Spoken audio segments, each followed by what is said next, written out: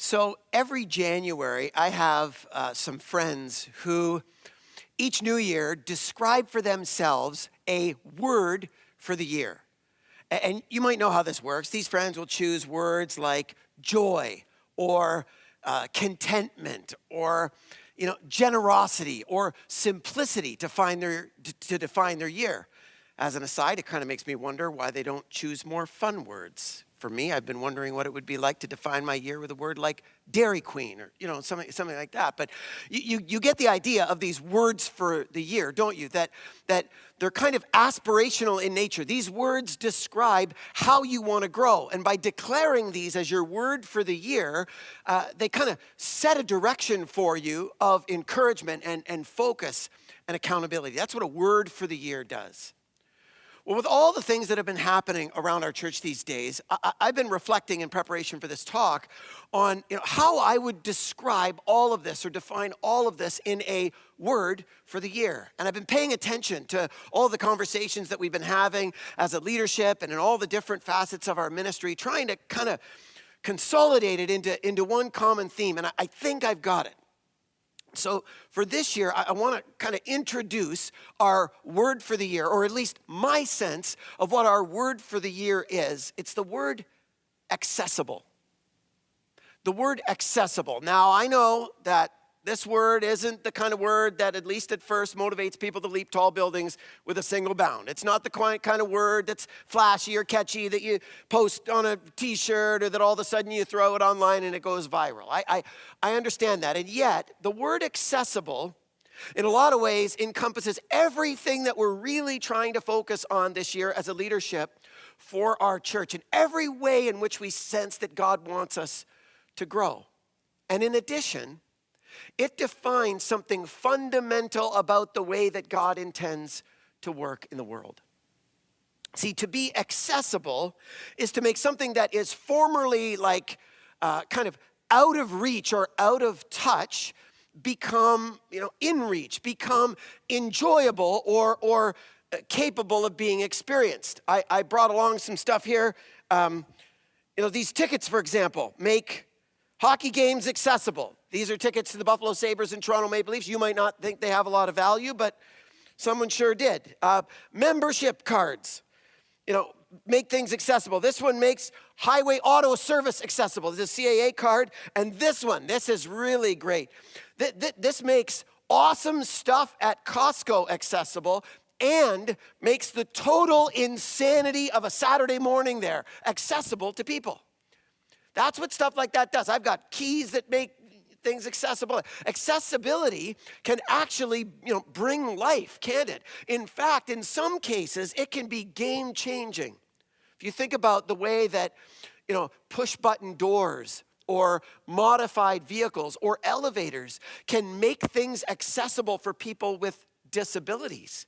You understand that when things become accessible, they can change your life. And nowhere is that more true than spiritually. We've talked many times about how the Bible says that in our broken, fallen human condition, humanity has become separated from a relationship with God. A chasm exists between people and God.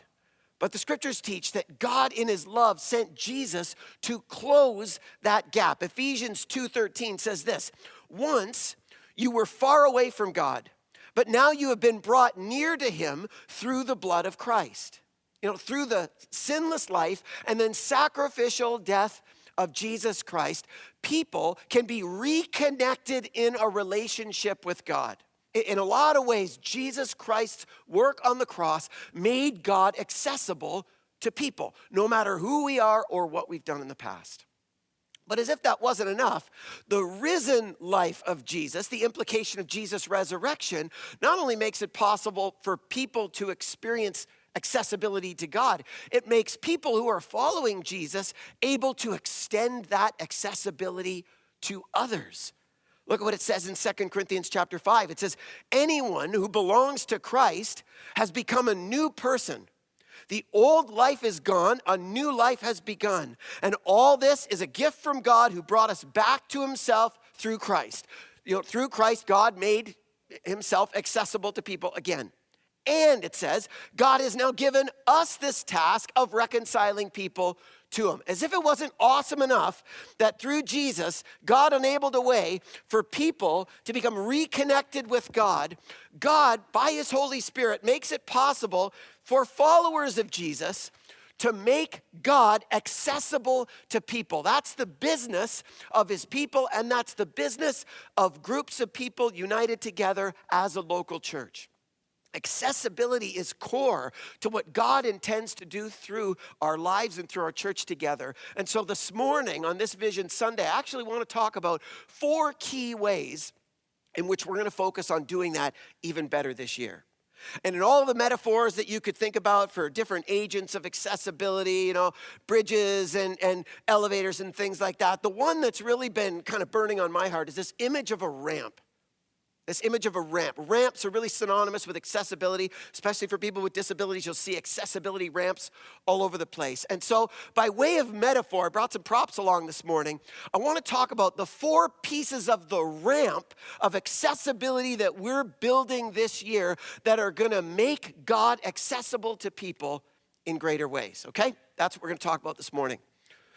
Our first piece involves the mission of our church. Our church's mission is kind of the first piece of accessibility. And you might have never thought about this before, but the mission that God has given us as a church can make him accessible to others. See, most times, most people will associate a life of faith and being part of a church with going somewhere on a Sunday morning. That's what people of faith are called, aren't they? They're called church goers. That's what it means for many people to follow Jesus. And for many years, in a lot of ways, that's what it meant for us. Our faith was really synonymous with gathering together in environments like this on Sunday mornings. But we've always believed that faith should be so much more than that. And over the last number of years, God has given this this incredible gift to experience that through what we call around here our anchor causes. There are focused initiatives of compassion and support to a marginalized or excluded people group in the part of Niagara where we find ourselves in our various locations. Our anchor causes define us locally, and then together we rally as a whole church with the global anchor cause of child survival. And these anchor causes have kind of become core to our mission as a church. Like I said, they're what define us. And so for many people who might associate a church with just attending, we've got a lot more to offer here, which is a really big deal, especially in people who find God inaccessible. See, a lot of times people will be hung up with people of faith because they're hypocritical. They don't actually practice what they preach. A lot of people will feel like when all's been said and done, a lot more has been said than done by people of faith. And I've heard people describe people of faith like that are a lot of talk, but not a lot of walk. But in these anchor causes that we've launched into, they exist for multiple purposes. We've reviewed them many times. They exist, when we launched them, they exist for 3 purposes. Number 1, they exist to care for people in need. Number 2, they exist to grow people in the church who are part of them in ways that other programs never could, through the learning by doing of experiencing these wonderful, life-changing friendships and relationships. And then number 3, they paint a picture of this new front door for people to be exposed to our church, not through words, but through deeds. Not through talk, but through walk. And you may not have realized, but in doing that, those missions that we have, those anchor causes, make God accessible in a way like nothing else. We've experienced that around here in the last number of years. What it describes in Acts chapter 2, where it says, all the believers shared everything with each other, selling their possessions and dividing them with those in need. And the whole city, all of the onlookers, were favorable to them. We talked about this before, how good deeds open people's hearts and their goodwill, which opens their minds to the good news. And by walking the walk in these tangible, practical ways through our anchor causes, we make God accessible to people in extraordinary ways. And so around here, we're trying to raise the profile of those anchor causes. Number 1, we're trying to raise the involvement rate of all of our people. We want these experiences to be accessible for all of us. In fact, probably the most important metric that I keep track of that we're focusing on improving this year is what we call our engagement rate, which is the percentage of people in our congregation who are actively living out this lifestyle of action through one of our anchor causes. And so we want to raise that engagement rate big time. And then in addition, we want to figure out not only how to make this accessible to more of us, but to make these anchor causes more accessible to our friends and our families and our neighbors and to people who are even outside the church that might want to check things out, not through sitting and listening, but through rolling up their sleeves and giving back and making a difference right from the get-go. I experienced the wonder of this last spring where we got a phone call because there was a dinner shift at the shelter that had a cancellation. And so Becky and I were asked if we could find some people to cover the shift. And so we thought about who we would invite to bring along with us. And we'd remembered that there were some people from our kids' hockey teams that had indicated that they had some interest in doing this. So we threw out an email to a few families and we got amazing response. Not only did people sign up to be part of it, we just had a great time serving dinner at the shelter with people who had no association with our church or in some cases with any church. In fact, here's a shot of the kids and the kids' hockey teammates serving dinner. They're having a ball there. And so last spring we had this great experience. This was kind of at the end of the hockey season. And now fast forward a few months where just a few weeks ago we resumed the next hockey season. And I reconnected with these families that I hadn't really seen or talked to for almost 3 months' time. And I was so taken aback by how many of them, how immediately brought up the opportunity of serving in the shelter. And many people who didn't get to be part of it, who'd heard about it, asked if they'd get a chance to do that this year. In fact, there was a conversation at our kids' first hockey team party that they were having around the new coach. And the new coach caught whiff of this and started asking questions about it and asked what it would take for the entire team to be able to do that as an experience of giving back. I took a step back and I thought, on what planet in my lifetime have people outside the church been almost begging to be part of it? I hope that you and I can appreciate the ripeness of the on-ramp of accessibility that our anchor causes can be, not just for us, but for the people we rub shoulders with to help make God and his love with skin on accessible to them. Our mission is a critical piece of creating this ramp from God to people. Okay, the second thing we're working on involves our church's culture. We started talking about this last year, and we kind of defined this as an era that we were launching into last year, where we appreciated that so much of the division within the church and so much of the polarization of the church, which with the watching world, was a real turnoff to people. Not only did people feel that, followers of Jesus were often hypocritical because they didn't practice what they professed or preached, but they were judgmental and they were kind of polarizing and really opinionated. And so we sensed that God wanted us to move in this direction that we described as love beyond belief. Love beyond belief. That's what we talked about in last year's Vision Day service in this environment. And the idea of love beyond belief in no way is about abandoning your beliefs or minimizing your convictions or becoming wishy-washy with them. Not at all. What it's about is about learning to live above them and to rise above them in a way that lets your relationship not depend on sharing certain beliefs, even about things that matter a lot to you. So we, for example, tried to model ourselves after Romans chapter 14 and 15. We talked a lot about that in this past year, where, among other places, it says this in verse 20. It says, don't eat or say or do things that might interfere with the free exchange of love. Don't do stuff that interferes with the free exchange of love. Let that be your highest goal. Let your love supersede all of your beliefs and your conditions on relating to people because of them. So we've been learning things about humility and hospitality and mutuality and justice. And more importantly, we've been learning about the primacy of the law of love in the Bible.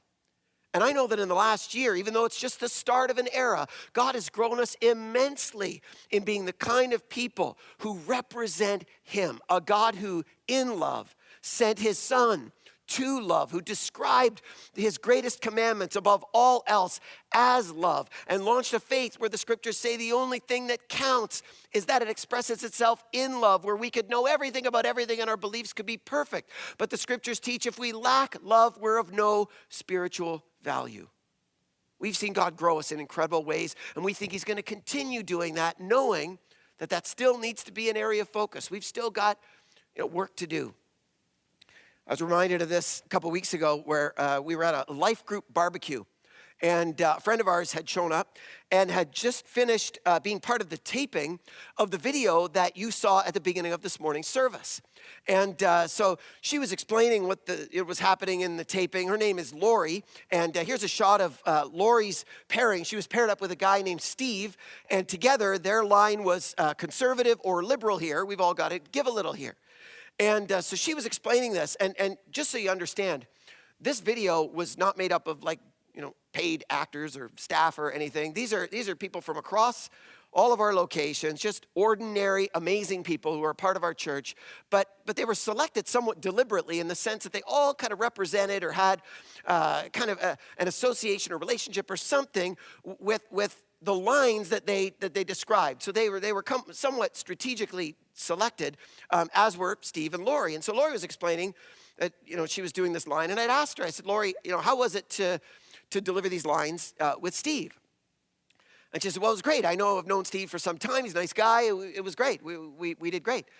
And I said, well, did you actually get into talking about your diversity? Specifically about your political views? And she said, what do you mean? I said, well, you know that Steve, he's a Trump supporter. And you could see this look on her face. She was like, he's what? And I said, yeah, he's into Trump, the Donald. You see this confusing look, kind of getting more confused. She says, how is that possible? And this is a life group barbecue. It's a big group. I'm not trying to wade into this mess. And I said, well, I don't know. He just, wants to make America great again, I guess. But, and she looked, and finally, she kind of changed her countenance, and she says, well, why wasn't I informed?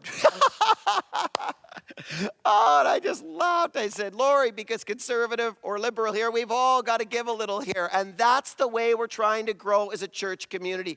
We're rising up beyond our differences and our diversities and becoming a unified voice of love for Christ.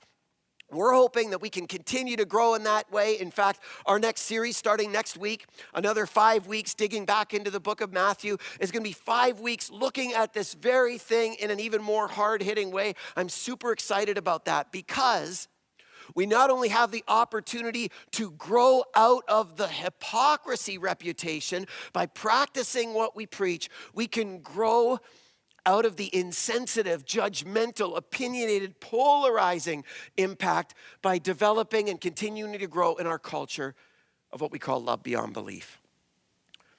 Item 3 that we're working on to try to build this ramp of accessibility involves our church's programs. If you think about it, by the time someone gets the sense that we're actually interested in walking the walk, that we're serious about our faith, and they come into contact with us and they realize that we're open and welcoming and endearing to everyone, no matter who you are, what you believe, where you come from. At this point, they may actually want to give our community a chance. They may actually be interested in checking us out. But at that point, a different question emerges, not the hypocrisy question or the judgmental question. The question that emerges is the relevance question. The question of whether if they were to experience, life at Southridge, they were to kind of plug into some of our programs, would it work for them? Would it track with them and their family? And so we're dead set on making sure that that's the case this year.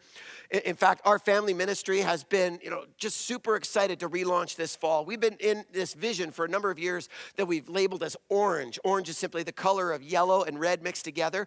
Yellow represents the light of the church, and red represents the love of the home. And the idea of orange is mixing those together. It's a partnership between the church and parents, specifically the church and family, to raise kids and to raise families in a supportive way. We've been kind of down that road for the last number of years, but it's only in this past year that we felt like we've been adequately organized and staffed now with these family life pastors at each of our locations that this September are ready to rock. And so this week, we're not only launching our next grades of our M&S program, which is our grade school program, or our junior high program, Riot, which launches this week, or our senior high program called Current. They all launch this week, and we're super excited about that. We're also having a volunteer kickoff this week. And so if any of you are volunteering in any family ministries that serve kids from age 0 all the way to 18, I would encourage you strongly to participate in one of the 2 kickoff nights, tomorrow or Tuesday from 7 to 9 p.m. at our Vineland location. They're the same event. You only have to go to one, but if you're volunteering in any capacity, or if you're interested in exploring what it would look like to volunteer, I highly encourage you to get involved so you can support those programs being even more relevant to serve kids and families. That's one of the ways that we're trying to really increase the effectiveness of our programs. The other way that we're really concentrating on this year involves this particular environment itself, in how we deliver our Sunday services. And this one came out of a service that we held earlier this year when a very tragic accident happened and a firefighter lost his life.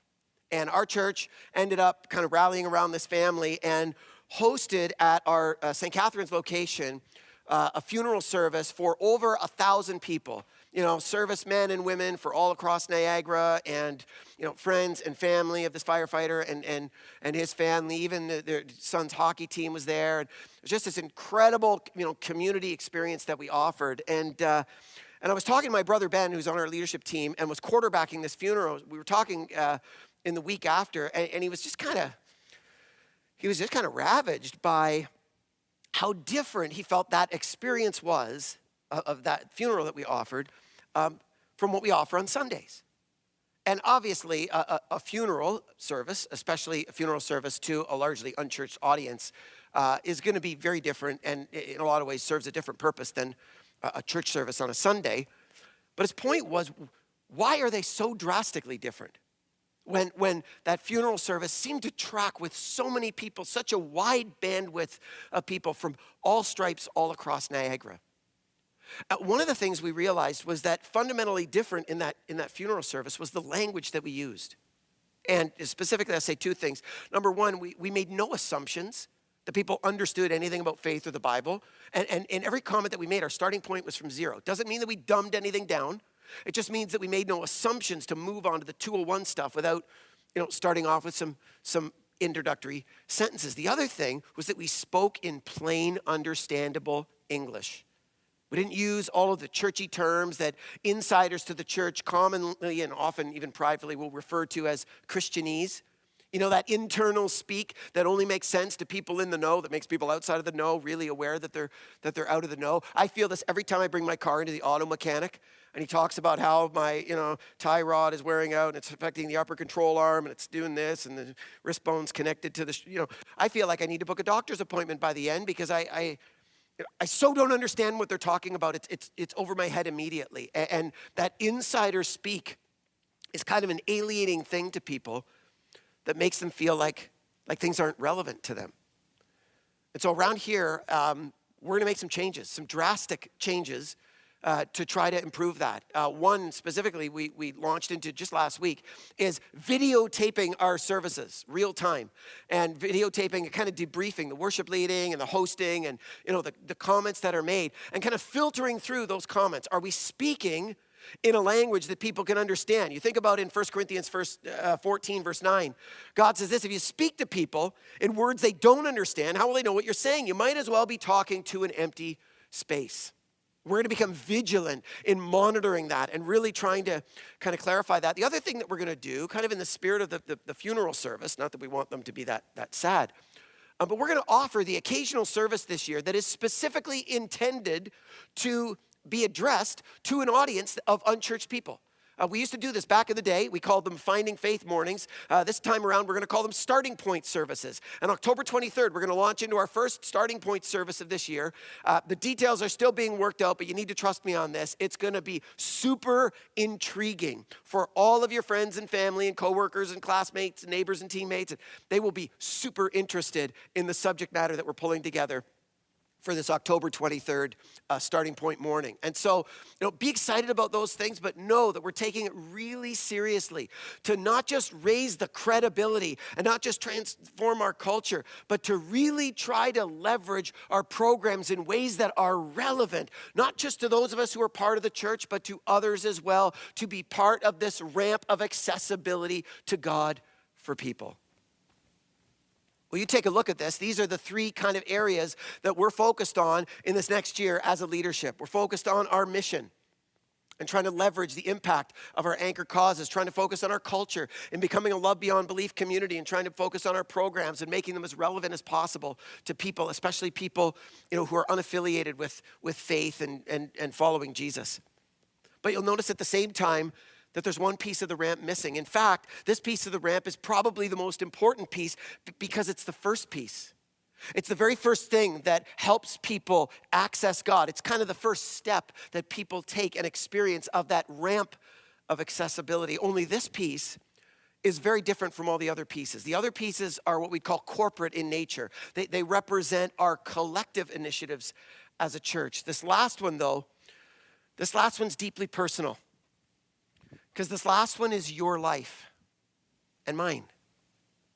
This last one is your life and mine. And for sure, one of the ways that each of us personally can contribute to this ramp of accessibility is by contributing to these different aspects of the life of our church. That's for sure. The Bible says in 1 Corinthians 12 that all of you together are Christ's body, and each of you is a part of it. We've said again and again and again, we need everyone's help to help everyone. And we can't build these other pieces of the ramp of accessibility to God on behalf of other people without everyone's time, everyone's talents, and everyone's treasures contributing to it. We need everyone's help to help everyone. But in addition to the way that God wants to work among us collectively, what is true is that the primary way that he touches people's lives and curiosity to kind of intrigue them, pique their interest into a life of faith and a life of church community is through the individual relationships that people have with individual followers of Jesus. That was God's plan all along. Look at in Acts 1:8 when Jesus says, when the Holy Spirit, my resurrected spirit, comes on you, he's talking to his first followers, you will be able to be my witnesses in Jerusalem where you live and all over Judea and Samaria, the region around you, and even to the ends of the earth, all around the world. He says, I'm going to give you the capacity to be my witnesses, to bear evidence to the reality that I exist and that the work that I have done is real. And if you stop and think about it, as much as people can be impacted by the work of a church, most people, especially in the early phases of their journey of faith and development, most people are initially triggered through a relationship they have with one person. You see that true in many of our baptism stories. A couple weeks ago, we had another baptism. They're always highlight moments around here. Baptisms, if you're unfamiliar, are just services where people kind of profess that they want to follow Jesus, and they make this public declaration through the ceremony of baptism that God has changed their life and that they're on a new path aspiring to follow him. It's always a huge celebration, definitely the highlight real moments for us as a church. But in most of those stories, when people share about the work that God's done in their lives, most of those stories can be traced back to, one or two people who had a trajectory-changing impact in their lives. A friend of mine at work who saw me struggling or someone at school who invited me for coffee and we got talking or someone on my street that I ran into and we, developed a relationship and we started to have these conversations and that's the way that it works.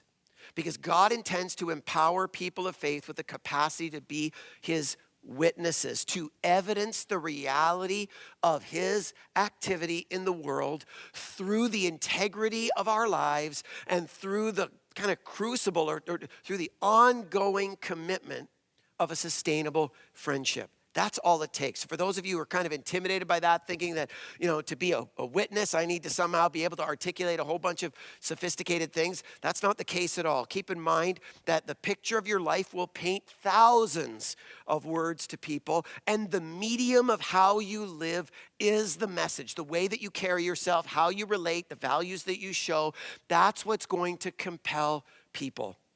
And so I'm wondering for each of us individually, if we can not only make a commitment to be part of this ramp building process collectively, but whether we can make those commitments in our own individual life as well. Whether we can reflect on the degree to which we're walking the walk and take the steps we need to engage in a faith and action that people can see that proves that we're serious about walking, our talk. If we can commit to this culture of love beyond belief, and live above the opinions that we hold and the values that we might share that could polarize us, and not make those conditional in the way that we relate to people. And if we can, when we're in conversation about faith things, be as relevant as possible and just use ordinary plain language that we and our friends would understand. If we can be those kinds of people, and contribute to us becoming that kind of church, then we believe this year on Vision Sunday 2016 that we can become a church that's accessible. And we think that nowhere is that a bigger deal than in a life of faith, where we can make the God of the universe accessible to not just us, but to the people around us. If you believe that too, and you want to respond in a way today that demonstrates your commitment, we've got a special experience today, because today's a special day. And you'll notice at each of your locations at the front, there are these pails that each contain these cuts of wood. There's nothing really spectacular about these things. These are just end cuts of wood, but they're intended to kind of represent the shape of that very first piece of the puzzle, that very first piece of the ramp that we're building as a church. And if you want to be part in your own life and as a church of helping build this ramp of accessibility this year, I'm going to invite you, after I pray, to come up as the band is playing. I'll invite the band up now to start getting set up. As the band is playing, to come up and grab one of these pieces of wood. On your way back, though, when you sit back in your seat, I want you, as you're holding it, to kind of reflect on it. And reflect on what God might be saying to you about how you can become a more accessible person and contribute to a greater degree of accessibility to the people in your life. Maybe think about, first of all, the kind of people that God's put in your life, that he intends for you, and specifically you, to have an impact on. Maybe write their names on this piece of wood with the pencil that you were provided earlier. Maybe you can think about ways in which you can contribute to the different initiatives of our church this year, and think about changes that you might want to make. Or maybe it's more of a personal thing, and you want to think about changes that you know that you need to make in your life to make yourself more accessible, to exude who Jesus is in a more integrity way, in an ongoing way. Or maybe it's just a commitment or prayer to be more deliberate about keeping those connections going and keeping conversation happening regularly with the people that God's placed in your path. Maybe you want to, think of a word for the year that you want to define your life. Whatever, just take some time to reflect on that and kind of mark up, your wood wedge here. And if you come up and you take it and you don't really feel like there's a purpose for it other than maybe like a door stopper, then use it as a door stopper. And for the next year, just, kind of jam it in that door and allow it, as it keeps that door open, allow it to represent the open door heart of God and the open door kind of people that we want to be to the kind of people that God wants to place in our path.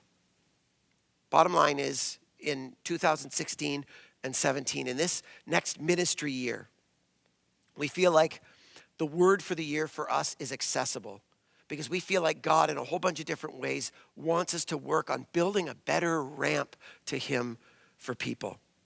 When ramps work, they're incredible things. When they don't work, it can be so frustrating.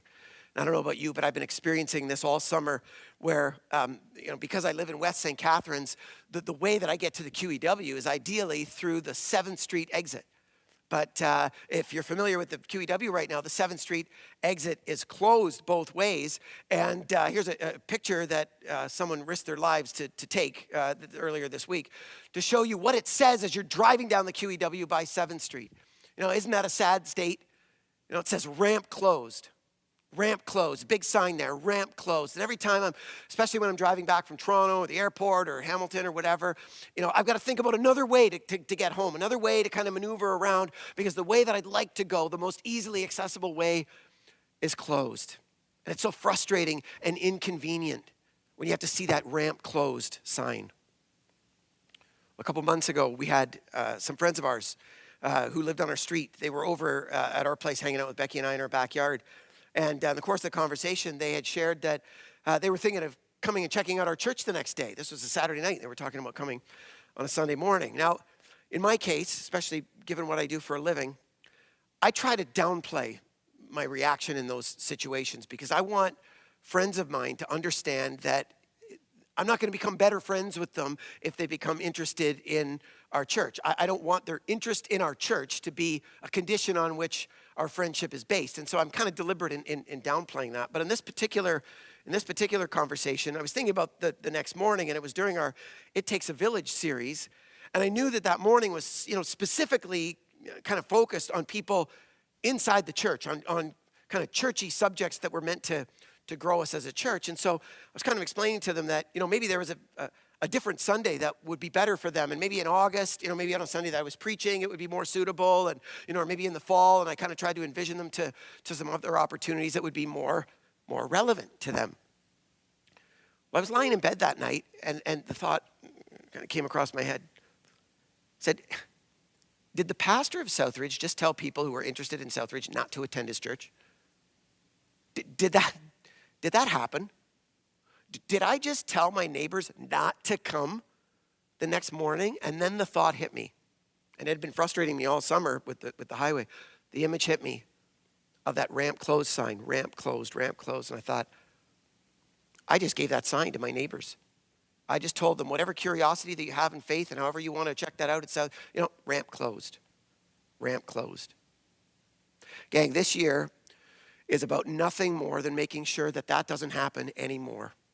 Or at least that happens as little as possible, so that our ramp is open and accessible for people to experience a God who is real, a God who loves them, and so they can know that for themselves, that they can know that God loves them, that he sent his son to die for them, that he wants to rescue them from a life of meaninglessness. Apart from him, he wants to give them abundance and the thrill of an adventure of not only serving him, but sharing him and making a difference in the world. We want people to know for absolutely sure that they are known by him, loved by him, welcomed by him, included by him, valued by him, and needed by him.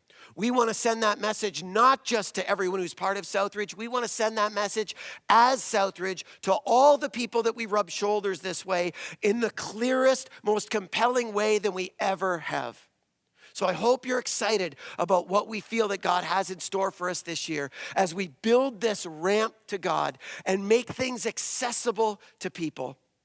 And we hope that you'll plug into and you'll be part of the adventure that God has for us this year in this ride that we call Southridge. Let's pray together. God, we're excited about where you want to take us this year.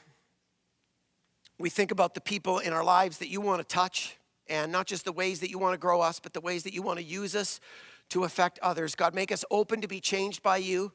Make us open to be used by you. And as we respond now and commit to wanting to be people who contribute together and personally to building this ramp of accessibility to you for others, I pray that you would speak personally to each of our hearts. Tell us ways in which you want us to change, ways in which you want us to commit, ways in which you want us to grow, so that personally and together as a church family, we can be those people who say that you, God, are open. You, God, are eager to close the gap, to be in relationship, and to change the lives of everyone, no matter who they are or what they've done. God, make us people who are accessible this year and help us to praise you and give you all the credit when you do. We love you and we pray all these things in Jesus' name. Amen.